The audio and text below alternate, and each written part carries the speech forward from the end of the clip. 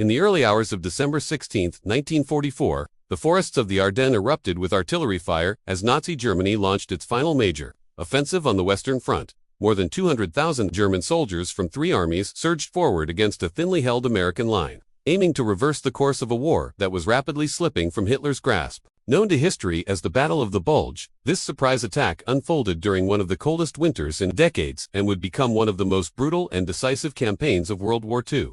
By late 1944, Germany's strategic position had deteriorated dramatically. The Allied landings in Normandy and the Soviet summer offensives had crushed German defenses on 2 fronts, liberating vast territories and stripping the Reich of critical industrial resources. Albert Speer, Germany's armaments minister, warned that the nation possessed enough material for only 1 more year of war. Internally, the regime was shaken by the failed July 20 assassination attempt on Adolf Hitler, deepening his paranoia and reinforcing his belief that only a bold, dramatic victory could restore control at home and initiative at the front. Meanwhile, Allied forces in Western Europe were stretched by rapid advances and mounting logistical problems, forcing them to pause and reorganize. Hitler saw opportunity in this moment of transition, betting everything on surprise, weather, and one last concentration of force. He ordered a massive counterattack through terrain the Germans believed the Americans considered safe. The Ardennes Forest, rugged and densely wooded, had lulled Allied commanders into thinking it was unsuitable for a large-scale offensive.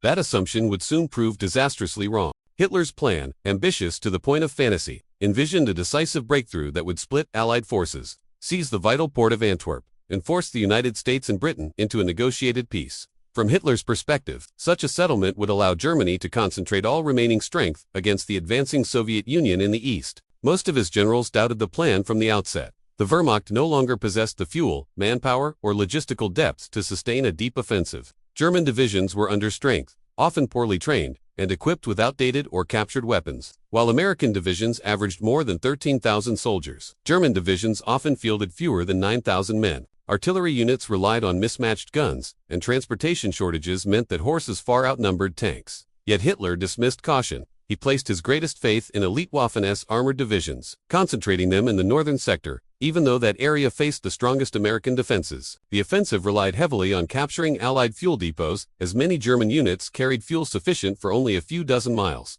Weather was another critical gamble. Poor winter conditions were essential to grounding Allied aircraft, whose air superiority had devastated German movements throughout 1944. In secrecy bordering on obsession, German troops were moved only at night. Fires were forbidden, and reconnaissance flights masked the sounds of engines. Despite some Allied intelligence warnings, the scale of the buildup went largely unrecognized.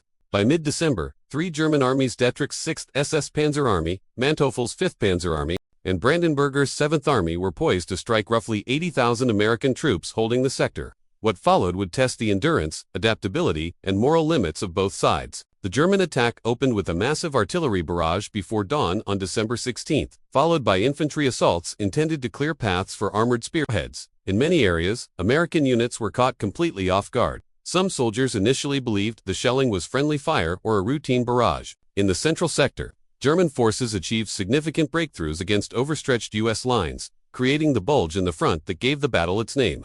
In the north, however, German progress stalled almost immediately at Elsenborn Ridge, where determined American resistance and narrow forest roads produced crippling traffic jams. The southern sector saw mixed results, as German troops crossed rivers under fire but lacked the equipment to exploit early gains. As confusion spread, the battlefield descended into chaos.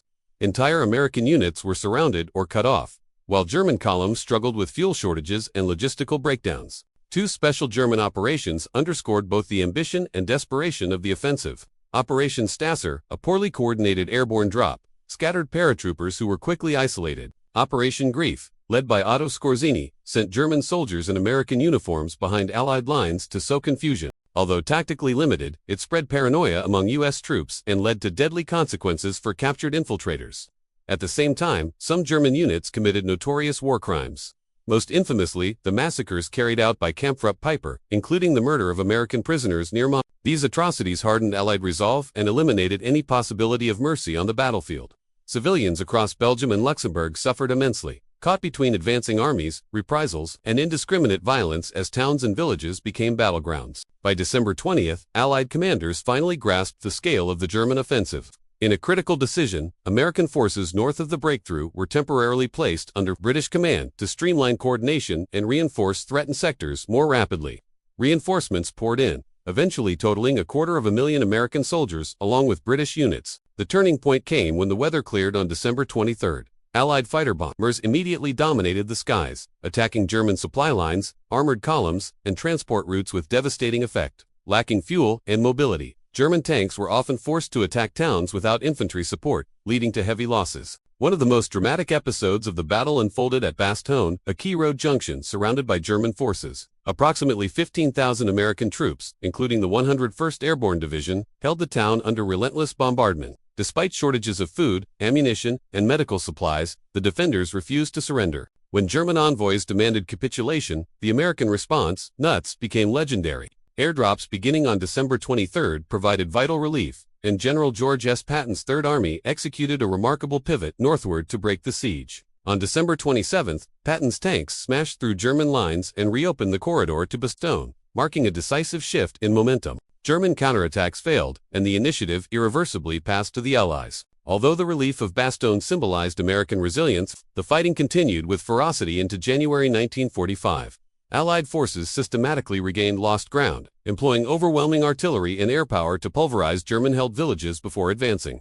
German morale steadily collapsed under constant bombardment and the realization that victory was impossible. In some cases, desperation led German units to force civilians and prisoners into labor, while Allied troops were not immune to committing atrocities of their own, such as the execution of German prisoners at Chinon.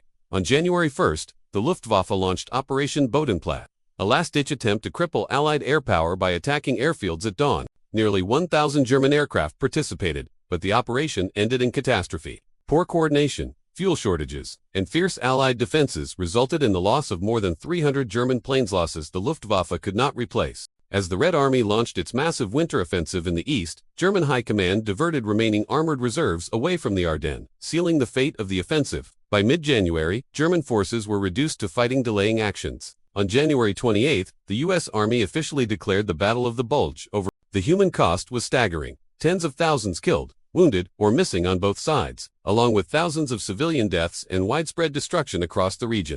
In retrospect, the Battle of the Bulge was doomed from the start.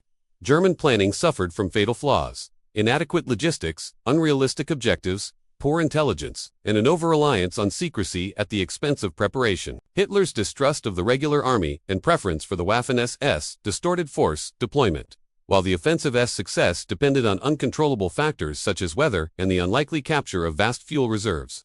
Once Allied air power returned, German supply lines collapsed, exposing the fundamental weakness of an army running on exhaustion and illusion. For the United States, the battle became a defining moment, demonstrating adaptability, industrial strength, and the ability to absorb shocks without breaking. American soldiers proved they could fight and win under the harshest conditions, against a determined and ruthless enemy. Strategically, the German defeat in the Ardennes exhausted the Reich's last reserves and accelerated the Allied advance into the heart of Germany. Within months, Allied armies would cross the Rhine, while Soviet forces closed in on Berlin from the east. The Battle of the Bulge did not change the outcome of World War II, but it ensured that the end would come sooner and, at an even greater cost to those who had unleashed the war in the first place.